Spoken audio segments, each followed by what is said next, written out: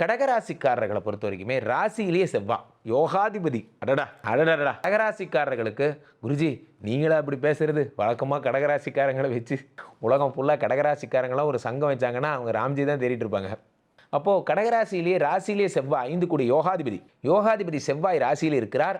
12ஆம் வீட்டிலே உங்களுக்கு குரு பகவான் இருக்கிறார். சுப விரயங்கள், வீட்டில் மங்கள சத்தம் கேட்கும், டும் டும் சத்தம் கேட்கும். அக்காவுக்கு கல்யாணம், குடும்பத்தில் புதுசாக வீடு ரெனோவேஷன் பண்ணி கட்டிட்டீங்க, வீடு கிரகப்பிரவேசம், அப்பாவுக்கு 60ஆம் கல்யாணம், ஒரே சந்தோஷங்களும் மகிழ்ச்சி மழையும் கொட்டும். கடகராசிக்காரர்களுக்கு உங்களுக்கு 2ஆம் வீட்டிலே கேதுவும் 8லே ராகுவும் உணவுப் பொருட்கள் மட்டும் ஜாக்கிரதையாக சாப்பிடணும். ஸோ அதே மாதிரி 9ஆம் வீட்டிலே எல்லா கிரகங்களும் 9ஆம் வீட்டு பாக்கியஸ்தானத்தில் பானை பிடிச்சவ பாக்கியசாலிம்பாங்க. அதாவது என்னன்னா அதிர்ஷ்டத்தை கொடுக்கக்கூடிய இடத்துல இத்தனை கிரகங்கள் இருக்கும் பொழுது பேரதிர்ஷ்டம் ஏற்படுகிறது. அதிர்ஷ்டமே ஸ்கொயர் கியூப் 4ஆ மாறுது. இத்தனை நல்ல விஷயங்கள் உங்களுக்கு தருகிறார். சனி பகவானா சார் எனக்கு நல்லது செய்வார்? ஆமாங்க, இத்தனை நாள் அந்த ஆள் படுத்துனதுக்கெல்லாம் சேர்த்து வச்சு நல்லது பண்ணிட்டு போகிறாரு.